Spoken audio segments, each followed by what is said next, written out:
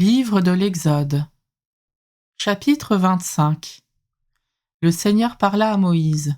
Il dit : Dis aux fils d'Israël de prélever pour moi une contribution. Vous la recevrez de tout homme que son cœur y incitera.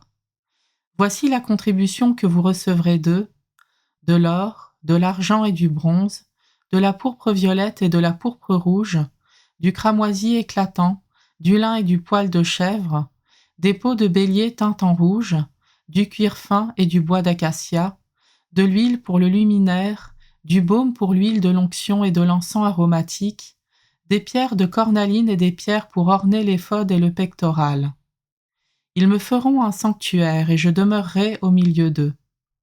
Je vais te montrer le modèle de la demeure et le modèle de tous ces objets, vous les reproduirez exactement.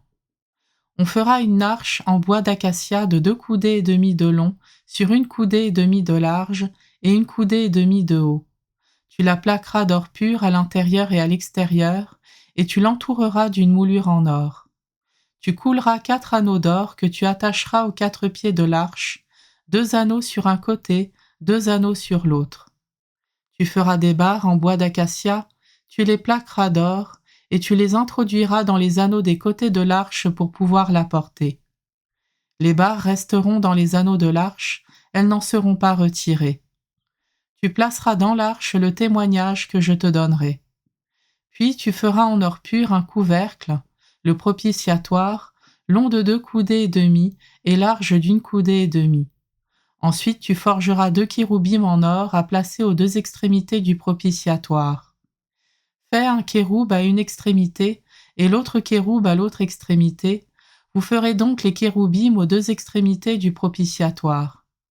Les kéroubim auront les ailes déployées vers le haut et protégeront le propitiatoire de leurs ailes. Ils se feront face, le regard tourné vers le propitiatoire. Tu placeras le propitiatoire sur le dessus de l'arche et dans l'arche, tu placeras le témoignage que je te donnerai. C'est là que je te laisserai me rencontrer. Je parlerai avec toi d'au-dessus du propitiatoire, entre les 2 kéroubim situés sur l'arche du témoignage. Là, je te donnerai mes ordres pour les fils d'Israël. Puis tu feras une table en bois d'acacia, longue de 2 coudées, large d'1 coudée et haute d'1 coudée et demie. Tu la plaqueras d'or pur et tu l'entoureras d'une moulure en or. Tu feras des entretoises de la largeur d'1 main et tu les entoureras d'une moulure en or. Tu feras 4 anneaux d'or que tu mettras aux 4 angles formés par les 4 pieds. Ces anneaux seront placés près des entretoises pour loger les barres servant à porter la table. Tu feras des barres en bois d'acacia et tu les plaqueras d'or, elles serviront à porter la table. Tu feras des plats, des gobelets, des aiguières et des timbales pour les libations. Tu les feras en or pur.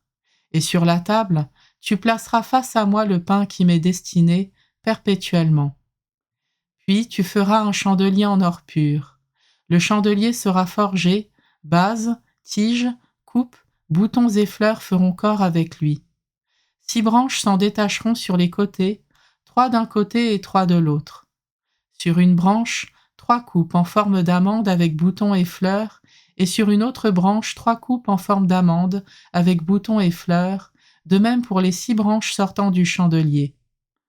Le chandelier lui-même portera 4 coupes en forme d'amande, avec boutons et fleurs, un bouton sous les 2 premières branches issues du chandelier, un bouton sous les 2 suivantes, et un bouton sous les 2 dernières, ainsi donc pour les 6 branches qui sortent du chandelier. Boutons et branches feront corps avec le chandelier, qui sera tout entier forgé d'une seule pièce, en or pur. Ensuite, tu lui feras 7 lampes. On allumera les lampes de manière à éclairer l'espace qui est devant lui. Ses pincettes et ses porte-lampes seront en or pur. Il te faudra un lingot d'or pur pour le chandelier et tous ses accessoires. Regarde et exécute selon le modèle qui t'a été montré sur la montagne.